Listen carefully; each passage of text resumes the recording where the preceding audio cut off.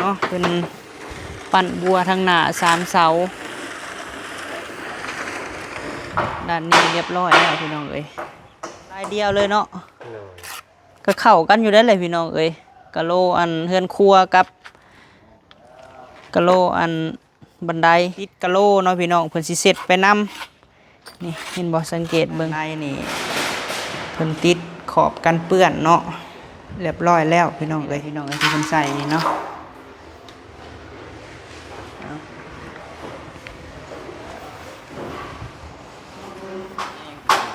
ช่วงนี้ก็บ่เห็นเพิ่นลงคลิปพี่น้องเลยเพราะว่าเมื่อเยี่ยมเพิ่นฮักกะมา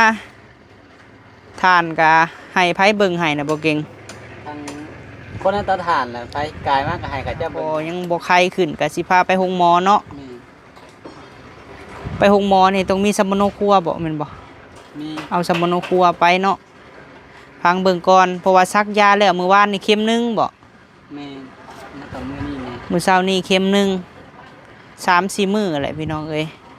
เพิ่นว่าอันผลกวดเลือดเพิ่นว่าเป็นหยังก็มีเลือดขาวขึ้นแล้วก็แต่ว่าเฮาเมื่อยนะคล้ายคือตั้งทรงแล้วก็ตั้งทรงรุด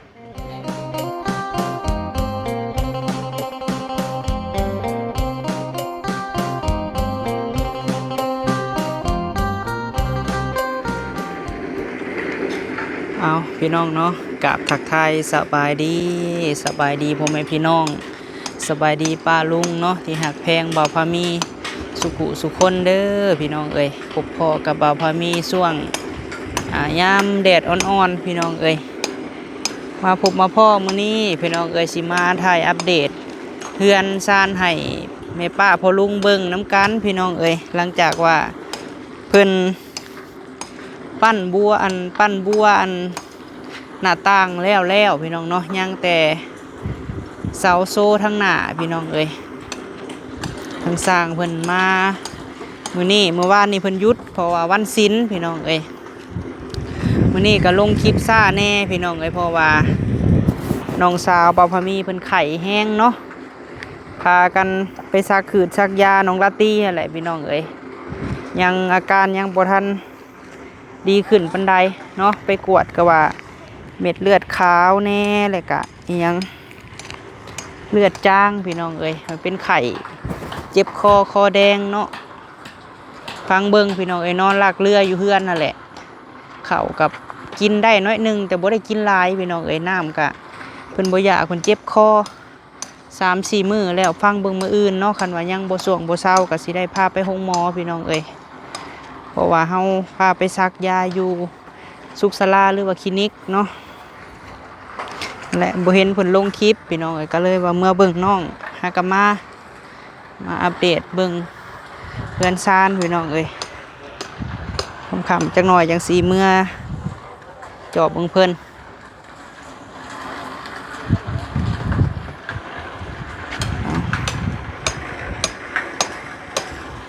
อยากไปหาบ่เก่งก่อนโดยสบายดีเด้อบ่เก่งเด้อก็พากันมาพี่น้องเอ้ยลาตี้ก็ยั่วกินข้าวอยู่เฮ็ดให้โทรศัพท์อย่างก่อนสิมาแล้วก็ให้กินแนวละหน่อยพี่น้องเอ้ยซื้อโจ๊กแน่พวกหมอกไม้กับหมักแอปเปิ้ลเนาะเพิ่นเจ็บคอเนาะเป็นแบบคออะวิดานแบบคอแดงพี่น้องเอ้ยไข่แบบคอแดงเลยกินยังก็ยากคือว่าอะไรเนาะเขาเป็นไข่กินยังก็บ่แซ่บนะโดยแซ่บเป็นว่านะเอายังให้มากินกับบ่กินแม่นไม่ให้กับบ่กินเพราะว่าอันเป่าพอมีเคยเป็นไข่พี่น้องเอ้ยก็บ่อยากกินฮอดข้าวฮอดน้ำเนาะใครเป็นก็บ่อยากกินมันบ่แซ่บแต่บ่มีฮอดแห้งช่วงนี้ก็บ่เห็นเพิ่นลงคลิปพี่น้องเอ้ยเพราะว่าเมื่อเยี่ยมเพิ่นฮักกะมาทานก็ให้ไผเบิ่งให้น่ะบ่เก่งทางคนนั้นตาถ่านแหละไปกายมากก็ให้กับเจ้าเบิ่งให้ที่อยู่ใกล้ก็มีเอ้ยสา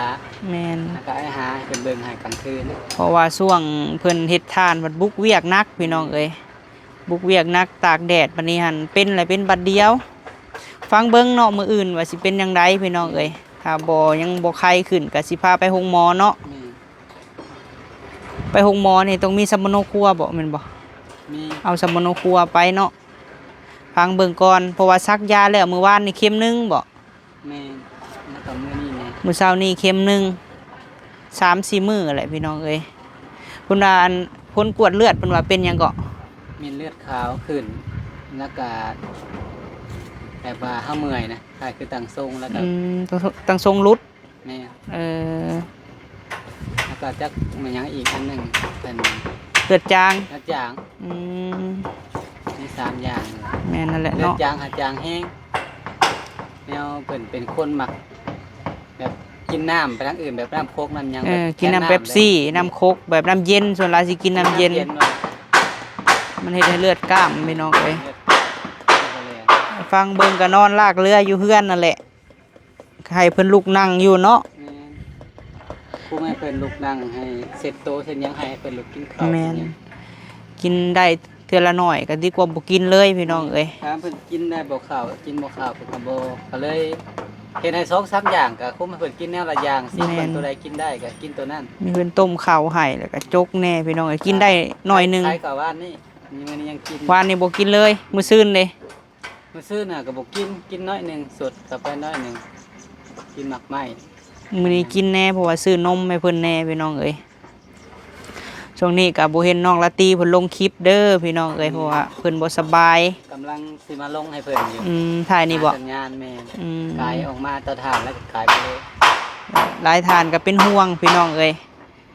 นั่นแหละคันว่ามื้ออื่นอาการยังแบบใดก็สิไปโรงหมอพุ่นแหละพี่น้องเอ้ยโรงหมอแข้งเฮาพุ่นแหละไปเบิ่งเอาเดี๋ยวไปเบิ่งสร้างก็เด้อบ่เก่งเด้อ สบาย โดยเอาพี่น้องเอ้ยทางเพื่อนพี่เฮาก็มาถ่ายให้เบิ่งเนาะทางนี้ยังแต่บันไดพี่น้องเอ้ยสบายดีเด้อสั่งรถเด้อด้านข้างนี่แม่นเพิ่นปั้นเรียบร้อยพี่น้องเอ้ยบัวปูนเฮานี่ซื้อบ่สั่งรถยังปูนเพราะว่าเฮาซื้อต้นหนึ่งพี่น้องเอ้ยมื้อนั้นเนาะยังแต่ทั้งหน้านี่แหละเนาะเป็นปั้นบัวทั้งหน้า3 เสาตบแต่งทั้งหน้าพี่น้องเอ้ยแล้วก็ยังบันไดทั้งหน้าบ่พอมีเอาเป็นสีเดียวเลยเด้อพี่น้องเอ้ยสีกะโลเนาะทั้งหน้ากับบันไดนี่เอาแบบเดียวกันเลยเพราะว่ากะโลเก่าเฮาก็ยังพี่น้องเอ้ยก็เลยว่าเอาแบบเก่าเลย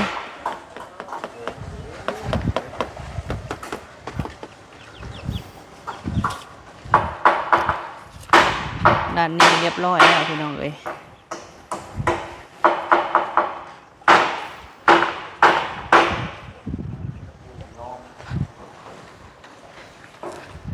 มาเบิ่งสั่งแอร์เพิ่นติดกะโล ลายเดียวเลยเนาะก็เข้ากันอยู่ได้เลยพี่น้องเอ้ยกะโลอันเฮือนครัวกับกะโลอันบันไดเขาซื้อคิวอันนี้มาใส่พี่น้องเอ้ยเป็นโยมบ่อลูมิเนียมเนาะบ่แม่นยางพี่น้องเอ้ยนี่เราซื้อมาอันนี้หั่น2 เมตรบ่ความยาวนี่2 เมตรนี่500 บาทพี่น้องเอ้ยเป็นของไทย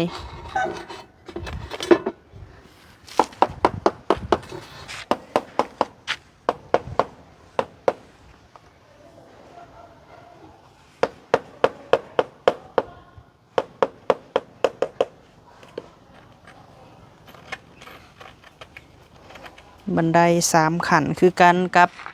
ทางขึ้นเฮือนใหญ่นี่แม่นบันไดออกเฮือนครัว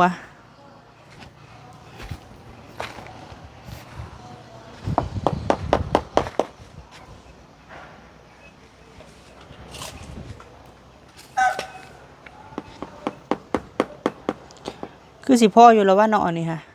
คิวนี่ได้เล็กอันนี้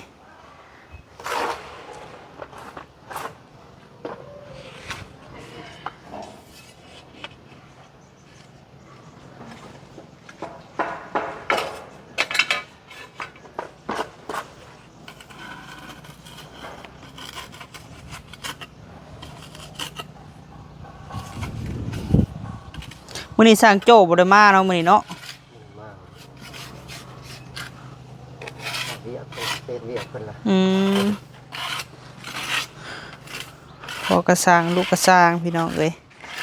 ไปคนละบอน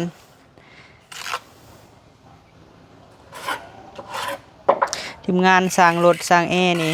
มี FC เพิ่นว่าเฮ็ดเวียกละเอียดแล้วก็เวลาติดกะโลเนาะพี่น้องเพิ่นสิเสร็จไปนำนี่เห็นบ่สังเกตเบิ่งก็สิบ่ได้ยากเสร็จติดกะโลแล้วก็เกี่ยงไปนำ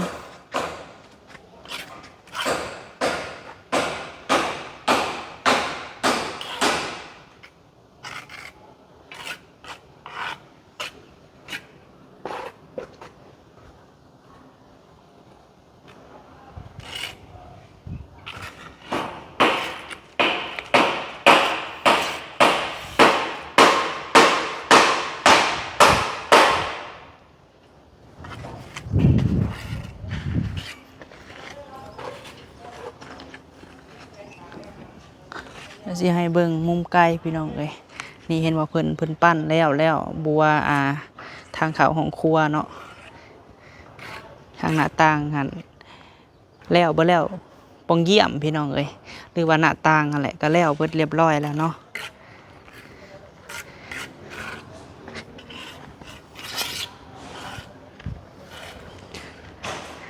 อันนี้เพิ่นก็ปั้นแล้วพี่น้องเอ้ยบัวขอบช่องระบายอากาศห้องน้ำเนาะนี่ด้านนี้ก็เรียบร้อยแล้วพี่น้องเอ้ย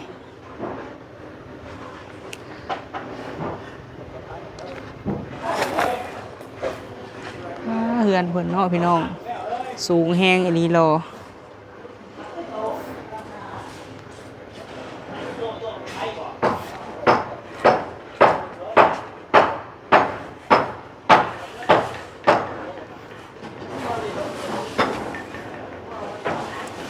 แล้วข้างนี้เนาะยังเทถ่าเขาบ้านพี่น้องเอ้ย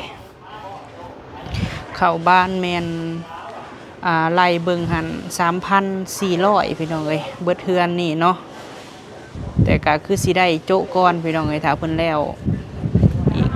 เขาติดกะโลหรือว่ากระเบื้องนี่แล้วนี่ก็คือสิได้โจ๊ะพี่น้องเอ้ยเอาไว้พุ่นแหละพี่น้องเอ้ยบ่พามีคิดมาหาได้ก่อนพี่น้องเอ้ยจังสิเริ่มใหม่เนาะ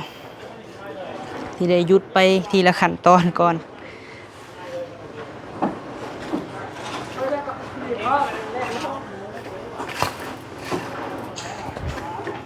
ตะปูย่านแผ่น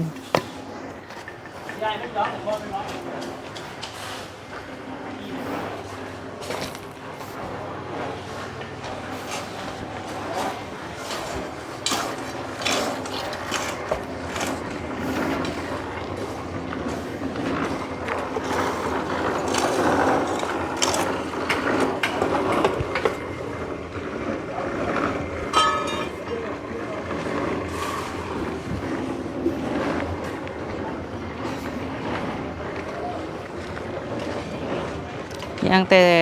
ทางหน้า3 เสาพี่น้องเอ้ยน่าจะมืออื่นเนาะเพราะว่าเพิ่นขีดร่องไว้แล้วมืออื่นคือซีเมนต์ตกแต่งหรือว่าติดบัวทางหน้า3 เสานี่แหละ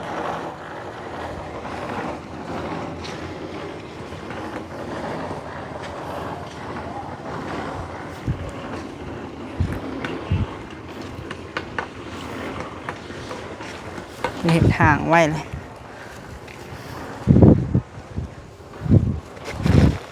นี่บันไดทางหน้าพี่น้องเอ้ยขึ้นข้างพอดี3 ขั้น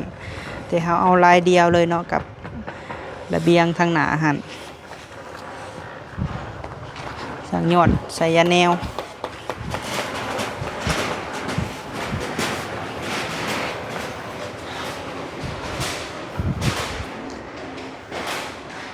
นี่พี่น้องเอ้ยถือว่าด้านในนี่เพิ่นติดขอบกันเปื้อนเนาะเรียบร้อยแล้วพี่น้องเอ้ยหรือว่าบัวยางนี่แหละ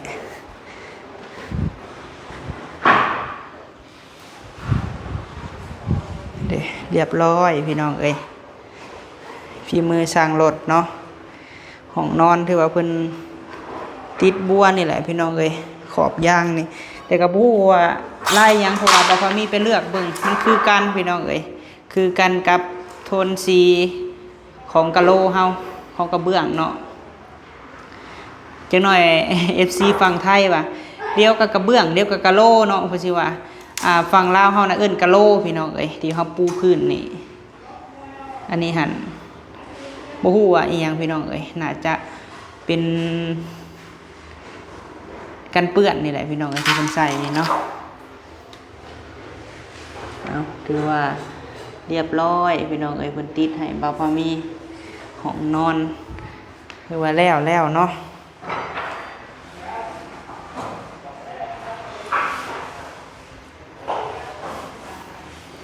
ทางห้องโถงก็แล้วเรี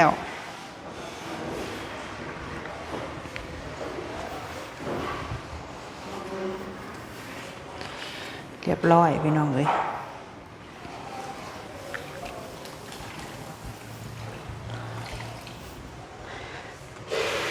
นั่นครัวกะเรียบร้อยแล้วเนาะอย่างมานี่กะมุมของน้ำพี่น้องเอ้ย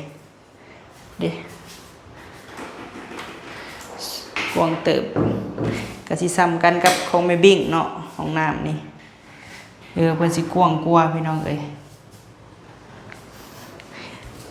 ช่วงนี้หั่นเอาท่อเข้ามาก่อนพี่น้องเอ้ยมันก็สิเปื้อนนี่แหละเฮาก็เสร็จเอาเนาะเฮาก็ถูเอาเพราะว่าปั๊มน้ำบ่ปามีหันได้แล้วพี่น้องเอ้ยยังแต่สร้างเพิ่นว่าถ้าว่าซื้อปั๊มน้ำมาเลยต้องมีได้อีกอันหนึงพี่น้องเอ้ยได้ที่ว่าอัตโนมัติหั่นเนาะมันตั้งไว้ให้ตัดเองเวลาเฮาเป่งน้ำพี่น้องเอ้ยหรือว่าเฮาใส่น้ำใส่หยังก็จะตัดเองเนาะ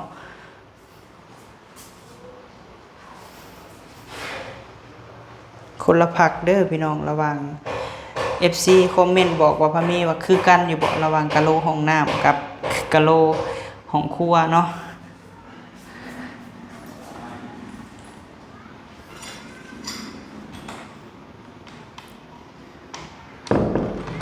ถ้าสมมุติเฮามีงบเฮ็ดเคาน์เตอร์พี่น้องเอ้ยบ่พะมีสิเฮ็ดค่านั้นเนาะมานี้นี่ก็สุดพุ่นเลยพี่น้องเอ้ยเฮ็ดตามวางนี่เลยเนาะวางนี่แหละแต่ว่าสิบ่ได้เฮ็ดมาฮอดพี่พี่น้องเอ้ยเอาไว้ตั้งตู้เย็นเนาะคั่นน่ะเฮามีตู้เย็นก็สิตั้งตู้เย็นไว้นี้มุมนี้แต่ว่าขอบน่ะก็ยังบ่พอพี่น้องเอ้ยขอบที่ว่ากันเปื้อนหั่นแต่บนซิ่งคือสิบ่ได้ใส่บนเคาน์เตอร์นี่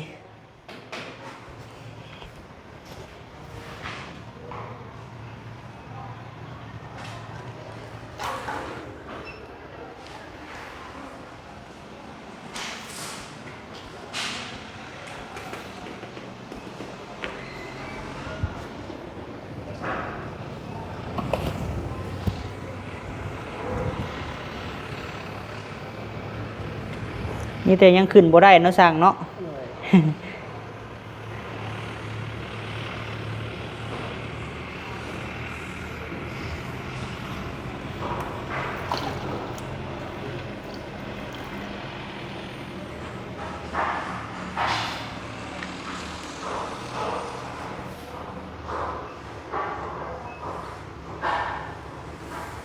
เนี่ยถ้าแห้งมื้ออื่นพุ่นจังสิขึ้นพี่น้องเอ้ยทางนี้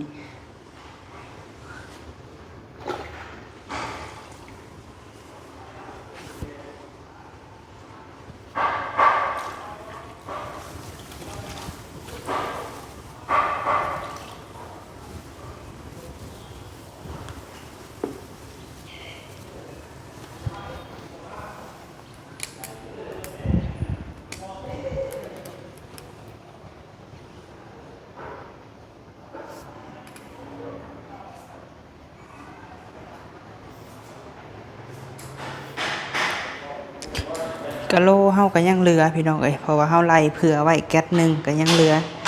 อยู่2แก๊สพุ่นแหละพี่น้องเอ้ย บัดเฮาเฮ็ดเคาน์เตอร์ซิ่งเฮาก็สิบ่ได้ซื้อพี่น้องเอ้ยเฮาก็เอาอันนี้แหละ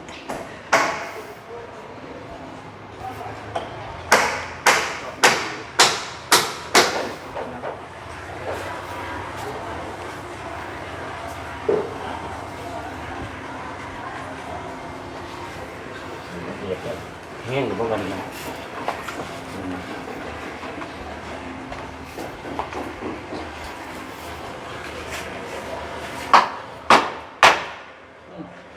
ไม่นี่ก็ย้อมแบบตะปูคร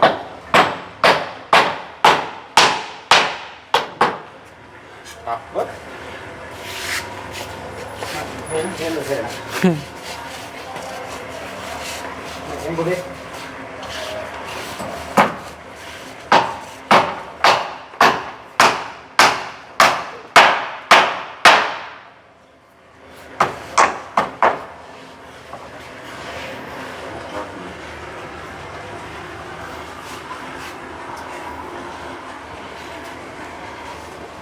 แล้วแล่นบ่ยอด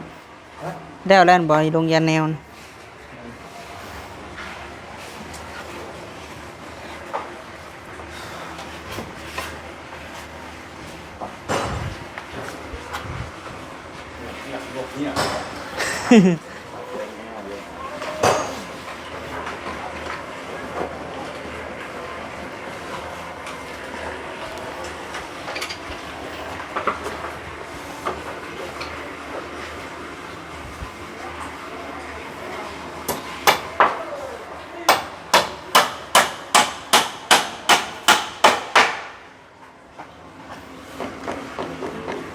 นี่เพิ่นสิใส่แว่นได้นี่พี่น้องเอ้ยใส่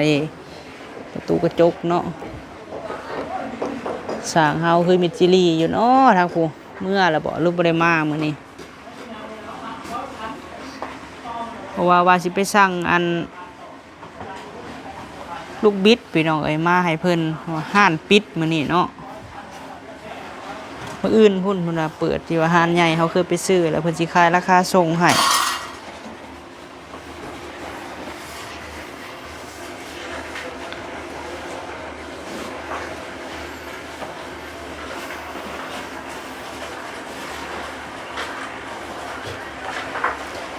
เด็กยกเยกเนาะไอ้รถเนาะเด็กยกเยกเนาะ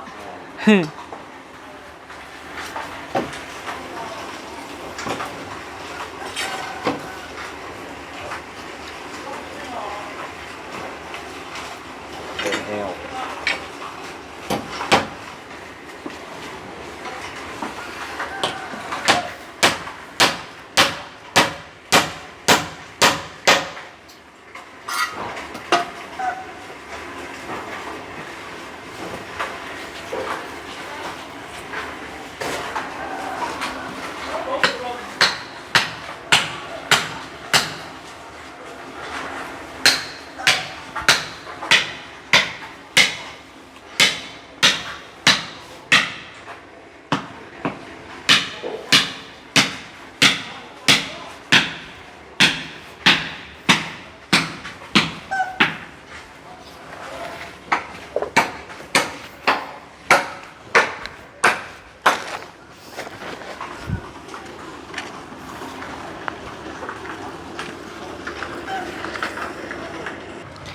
เอาพี่น้องเอ้ยเนาะคลิปนี้ก็มาให้เบิ่งเพื่อนคือเก่าเด้อพี่น้องเอ้ยขอบคุญขอบคุณ